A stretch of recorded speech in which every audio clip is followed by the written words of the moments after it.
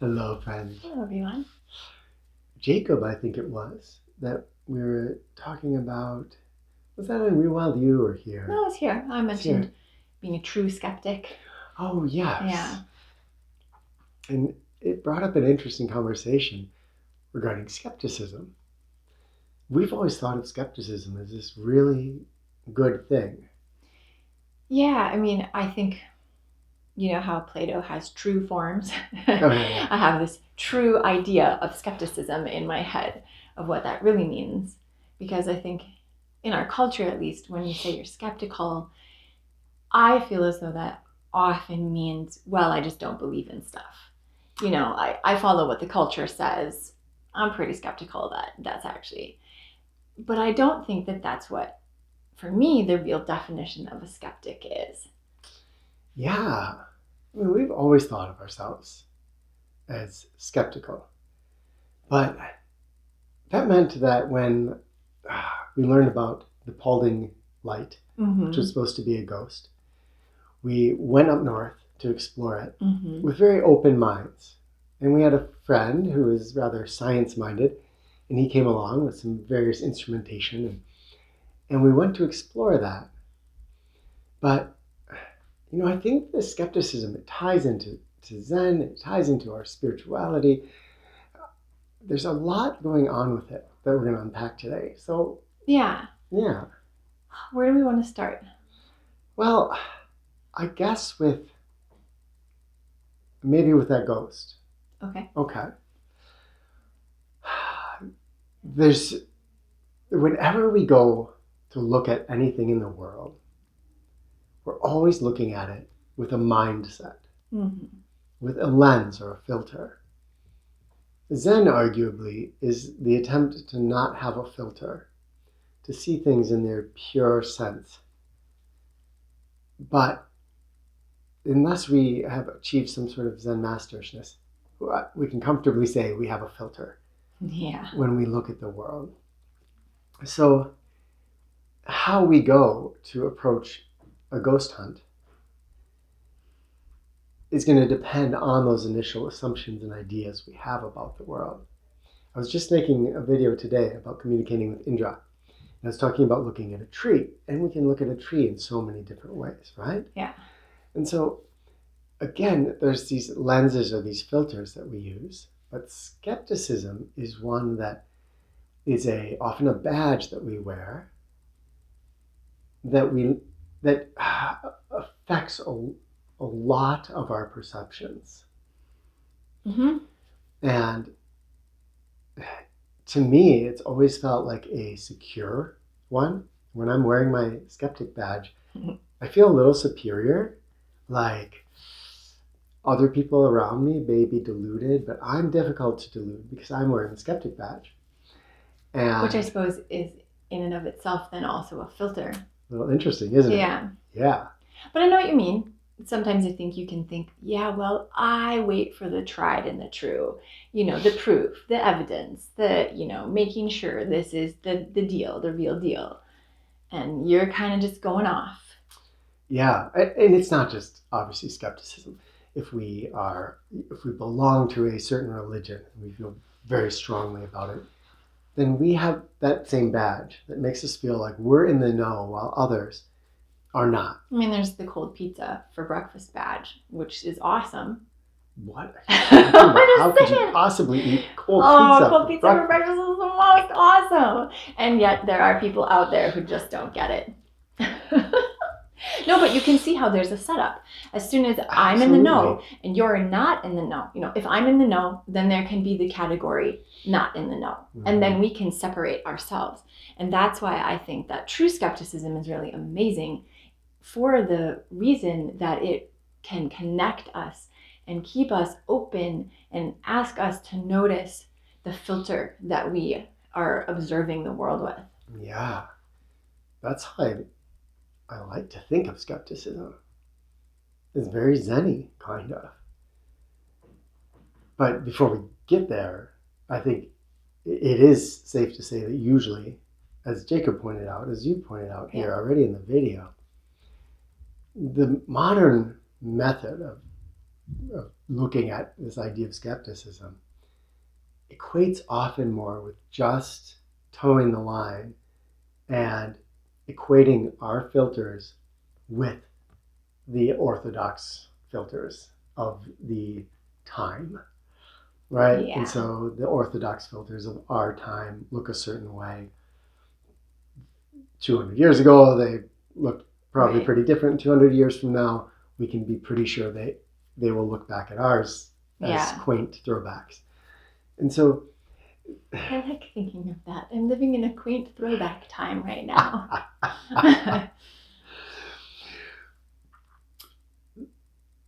that is a trap that we can get into. Because true skepticism would be an openness of mind, an openness always to new evidence. And we have to guard against anything that closes us to new evidence, especially if we're on a mystical path. Because here we're being called to really have an open, exploratory mind. I mean, the path of Divine Mother is asking us to venture into the world and to, much like Zen, to experience something. Not to, here's a belief, a canned belief we'd like to hand you. Could you please believe this with us? Right. This is, you go and see what you find. And we can be on this exploratory journey together. But always, in any journey, we're going to come back from a hike. There would be much that we shared. Mm-hmm. But there would be things that you saw and experienced that I did not. Yeah. I think with true skepticism, one of the beautiful things about it is that you have to be present. Or being asked to be present with what we're actually experiencing. And we're being asked to, in being right where we are, sort of set aside some of our beliefs. This is how we get the geniuses of the world, because they are going to look at things differently. They're going to say, yes, maybe that's what people have been doing, but how do I know that we can't, explore deep under the sea, send people to the moon? If people never had true skepticism, they wouldn't question that. We wouldn't be where we are. And so I think what makes it so amazing for the spiritual path is that to be truly skeptical, we kind of sit in this state of bearing witness to the present moment, and to also just trying to really hold an openness that says, I don't actually know, I'm just experiencing. And then that allows each different experience. One problem I have with the culture that I've grown up in is that a lot of times we want there to be a way, and we want things to be lined up for us, and we want them to be detailed for how we should do them. And this is the way you do it, and this is not the way you do it. And so you need to follow that. But with true skepticism, we don't necessarily know the right or the wrong, and each time it might be different. If you say you can never climb on the bed with your shoes to your child, and you super enforce that, and it's like totally ingrained in, well, what happens the day there's a fire and the only escape route is to climb the bed and out the window, and your child is wearing their shoes? Hopefully they'd take them off if they were really really brainwashed. But do you understand what I'm saying? We always have these rules, but life doesn't follow the rules. And so true skepticism allows us to be in each present moment, and even if it looks exactly the same, it may be different. And I really enjoy that, because then on our spiritual journey, different things that may look the same may actually be different, and we can get a deeper connection with Divine Mother, with the person across from us, by being truly present, by asking questions instead of hearing whatever religion, philosophy, political, child raising, whatever belief coming up, boxing them, and me taking the kind of modern skeptic route of like, yeah, I don't know about that. Now I've kind of like, I know, that's got the skeptic badge. I go to the broader, deeper, true skepticism, and then I can actually be curious, and then I can actually have an unfolding. And I think in some ways that's the key having a deeper relationship with anything. Yeah, it's one of the things that, from one perspective, kind of sucks about Path of Divine Mother is that it's so much work. I know. I mean, there's so many religions, paths that are going to just say, well, here's what you do. It's step by step. Or, all you have to do is just believe this. Just say you believe this. Yep. You're good. Do whatever you want. Yeah. And of course, this is asking us to have a relationship with the world. You likened it to having a relationship with, the other day, with becoming a parent, a new baby. There's no rule book for this. We don't know how to do this. We have to navigate this relationship with this new being that has suddenly come into our lives. And we can experience that same thing going out into nature. There's so much depth of connection available to us in a simple walk through the woods. But we have to sort of have that babiness, that coming and approaching and saying, I want to have a relationship. Otherwise, these filters, these little boxes, all of this, it limits our connection with other human beings, with the forest, with Divine Mother, with ourselves. These are the things that we're called to look at and to just play with a little bit and say, what happens if I set that aside, that box or that label? What if when my mind says, yep, I know this, I get a little bit more curious about it? What if then when we go to investigate ghosts, we don't say, I'm here to prove that it's not a ghost. We simply say, I'm here to see what I see and to look at all the things. That was a very interesting experience because it was fun to go with a sciencey based person. It was fun to go from our perspective. Kenton has some ghosty exploration stuff in his past, and then there's me who's terrified of anything relating to anything scary. And so it was just a very interesting experience. And even though I think we collectively came to some conclusions, I still don't know. I still don't think that my experience is the same as what other people have experienced, and that I can therefore say, oh, I know what you saw, and you're just not seeing it clearly. And that's another thing that I love about the true skeptic path, is that for a moment you can allow yourself to entertain someone else's idea. I communicate with fairies. We might say the modern skeptic person is like, yeah, sure you do. But a true skeptic might go, what are they seeing that I'm not? And you don't have to put it in there are fairies or there aren't fairies, right? Just what are they experiencing? Tell me about this. What are they like? Get curious, become a detective.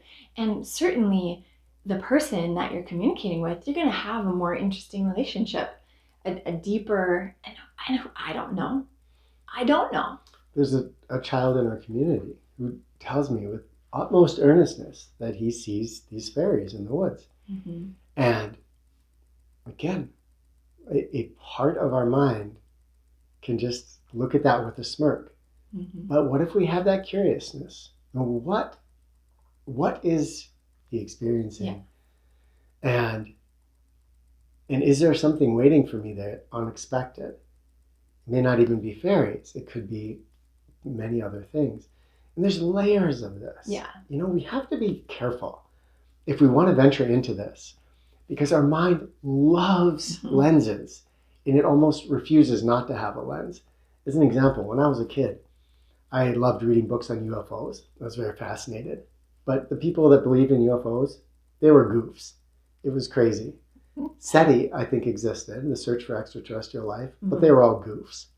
And now, suddenly we have all kinds of evidence being released by the US government of these videos they've been renamed. I can't even remember what the new name is, right? A more official name, that are very unexplained.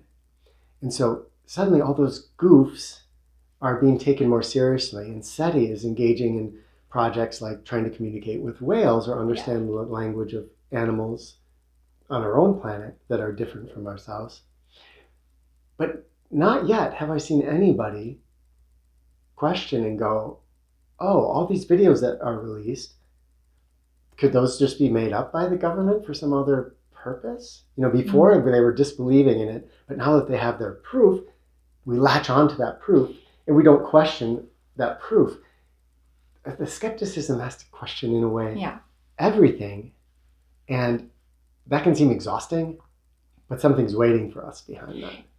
I feel that the practice of being a true skeptic, the deepest place that it's challenging is that if we go to the UFOs, we go to fairies, we go to whatever it is, our mind, our ego mind, so wants answers that it's yes, there's fairies, no, there's not, right? Yes, this is true, or no, some other excuse. But I think truly stepping into that place of not knowing, it is to accept a never knowing and to be okay with the not knowing. And if you have ever noticed, I noticed this in my life, to not know something is agonizing. And if you could just give me an answer, anything, even if it's maybe an answer I don't want, that's so much easier than waiting for an answer, of not knowing, and yet I think that in order to really kind of be at peace and be able to really deeply connect with the spiritual, we have to come into a place where we are understanding that not knowing is okay. We may never know in our life if UFOs are real, if videos are not real, if fairies are real, if they're not real. And in a way, that isn't the point of true skepticism. It isn't, to me, to prove or disprove a yes or a no. It's to be involved in the process and to be continually investigating and exploring, and not ever let myself kind of go, well, I know now. Oh, yes, involved in the process. Yeah. Because the process, that's a relationship. Mm-hmm. So between two people, the moment I peg you and I say, okay, you're very... Can be a goof. you're a goof. And I peg you with that label, then when you try to say something seriously, I'm either going to not take you seriously, or I might get annoyed with you and frustrated with you for not being who you're supposed to be. The label that I've put onto you, I don't fit anymore. If I see you as a process, as an unfolding thing, as a relationship, then I'm freed in this beautiful way to experience you as you're manifesting right now. And that could be goof, or it could be serious, or it could be 1,000 other things, which is what we all are and what the world is. This continual unfolding, this playful... Yeah. I think a true interest in things is essential. I'm thinking about cults or people who have gotten into groups of conspiracy theories and things like that, where maybe you as an outsider think, wow, they've changed so much and now they believe everything this group says. And the more that I try to explain to them, no, here's the truth, the further down the hole they go. And I think that probably, at least I've heard, that in order to connect with someone like that, the easiest way is to actually ask questions, to actually be interested and say, tell me about this belief or this group or this, whatever it is. What do you find so fascinating about it? And to actually care and to actually, I'm not saying to condone, but I'm saying to say, hey, is there validity? What is it that exists there for that person? And, what can I learn from this? And from there, getting that relationship, that rapport, to be able to explore together and to see, are there other options? Yeah, I think we all have this inner wisdom. We understand that connection, that a relationship is where it's at, essentially. But our mind just, oh gosh, it loves these things. And whatever it is, whether we're going to call it a conspiracy theory or anything, any belief that we hold, we tend to hold those beliefs so strongly. And it's very difficult to dislodge our mind from going down that channel of even when evidence is presented against my belief, that's only going to make me believe it more, because there are forces maybe at work trying to make me not see this. And so how do we get that openness of mind? How do we really engage that part of ourselves that wants to be in relationship?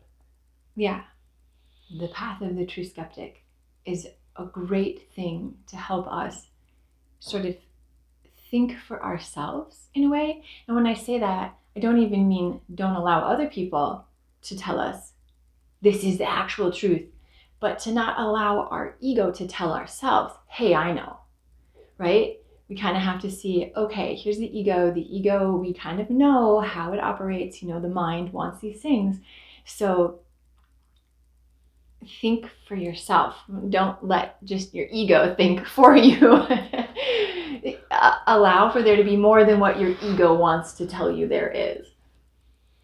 That's where, as we go on our spiritual journey, we're called to really know ourselves, to tune into our mind state and to see where it latches onto things, where fear or the desire to look a certain way, whatever it may be, influences or puts lenses on our experience. And this is a continual unfolding that happens over years and years for us as we explore. And it's where the path of Divine Mother and I think Zen Buddhism kind of interact in a really neat way, or any of the non-dual paths, which ideally all of them asking us to question our thoughts, our beliefs. And so we come to trying to, again, I just use the word have a relationship, because there's not really a good term that I can think of. We can say experience the world, experience our connection with Divine Mother. But in relationship too, that word misleads us in that it posits a division that we don't necessarily want to latch onto or let our mind get too connected in with. So as words fail, that can get scary for our mind that wants to have labels. But it means that, it's possible. We can have a relationship, a connection with another human being, for instance, that feels so deep and so connected. And we can have almost a knowledge, if I may say, of what it is. But I say almost a knowledge, because it's not a thought form, but you feel it to be real. And maybe much more real than our thought forms, or at least equally so. And with Divine Mother, with the world, we can have that same thing. But it does take exploration, doesn't it? Yeah, it takes openness. I have two things that I want to say. Yeah.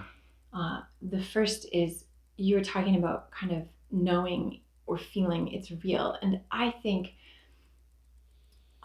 that our physical body is so powerful, but we ignore it all the time. I think our physical body is often telling us the truth about ourself or an experience. And that a lot of times when we are trying to use words to explain something, what we really have is a physical sensation that can only be felt. And I think a lot of times, if we are truly present and we are asking good questions and we're curious, that we will experience a certain physical sensation where, as you said, we know something, we know this to be true.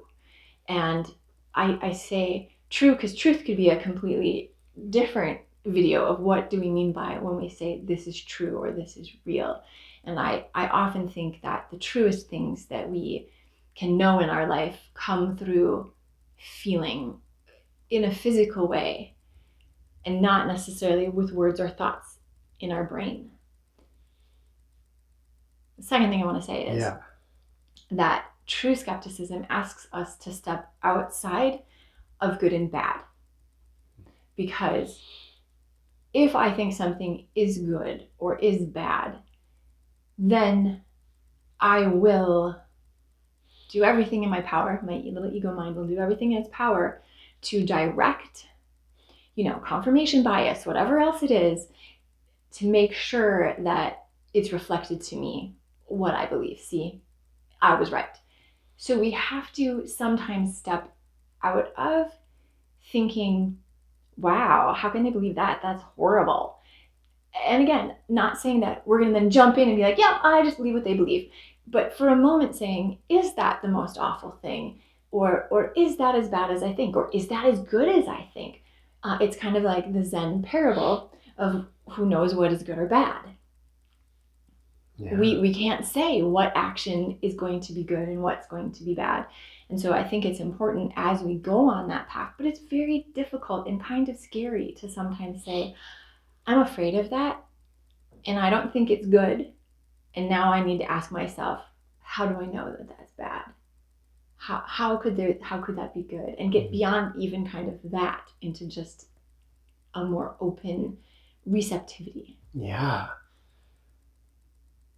I mean, I feel like this is open to, at least people have debated me on it before, but a litmus test I've always found is useful for me is to notice if I get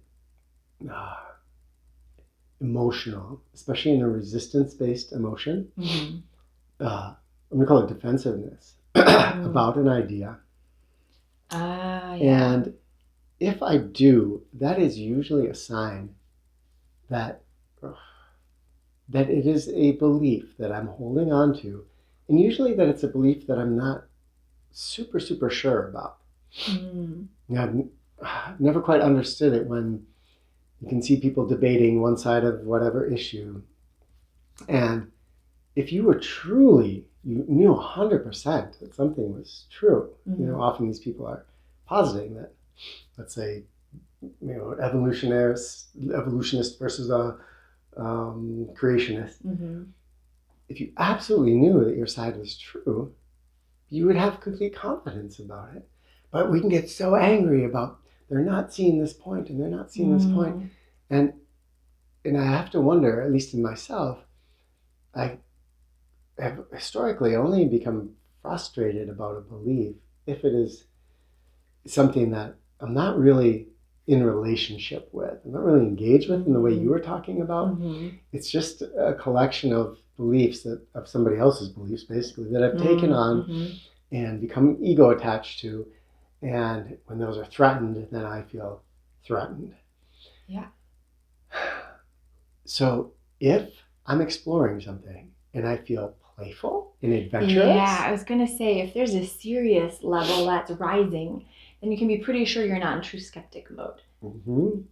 Yeah. Yeah, the playful, even the willingness to say, okay, let's totally take your side. Yeah. Let's go for it. This sounds awesome. And, tell me all about it. I'm going to ask a bunch of questions. I really don't understand. I want to know this. Let's just do this. That lightheartedness, it kind of indicates you're in that receptivity mode. You're in more of the present moment. I love the playful. Yeah. When you feel it, it feels great. And it can't be mistaken for the, the smug. I know. Yeah. The smug. I know what you do. It can look smiley. Yeah. You're like, yeah. So different than really feeling curious and playful. That can invoke fear in us. But that fear, again, that's telling us something. And so if we explore like this, then we have a chance to start getting these glimpses of the world that are of a totally different way of perceiving life than what we've been offered by our mainstream culture. And so much so that we don't have language for it in the English language. Mm-hmm. besides maybe revelation or things that are usually kind of tainted words. Yeah, there's no good Magic, right? word We that don't doesn't have, because again, words are the, um, arena of the mind. Yeah. We Of the thinking. yeah, and these things, I posit, and I'm again, I can be true skeptic and be like, well, I don't know what I'm talking about. I feel the physical. We feel it first, and then we try to put words into that to describe. Oh my goodness. Sorry. So, share with us, and how, I'm really curious about, how do you get into the true skeptic mind? And maybe as homework, just pick one time this week that you're gonna go into the true skeptic mind, because trying to do it all the time can be really hard. It's good to practice this, just like practicing gratitude, just like practicing meditation or anything else. It is a practice, and it is something that is continual. You're going to have to do it every day. You need to brush your teeth every day. You're going to need to feed yourself food every day, roughly speaking. You're going to need to practice being a true skeptic every day. So don't set yourself up for failure in the beginning. Don't be in a grumpy mood and then, meet up with your uncle who completely sees the opposite side as you and be like, I'm going to be a true skeptic. Do it with something that feels easy. And it doesn't even have to be with a person. It could be just with even something in your environment that you say, hey, I always think that I should always do X, Y, Z. Why do I think that? Yeah. Where did that even come from? Is that mine? Or is it because that's what everybody says to do? And so that's an encouraging thing that I'd like to do, is just a little bit of homework. Wow. Yeah. Share with us in the comments. We love it when you connect with us. Mm-hmm. So, yeah, visit divinemother.love if you'd like to learn more about all of this. I'm so grateful for you. Gosh. Mwah. Love to you all.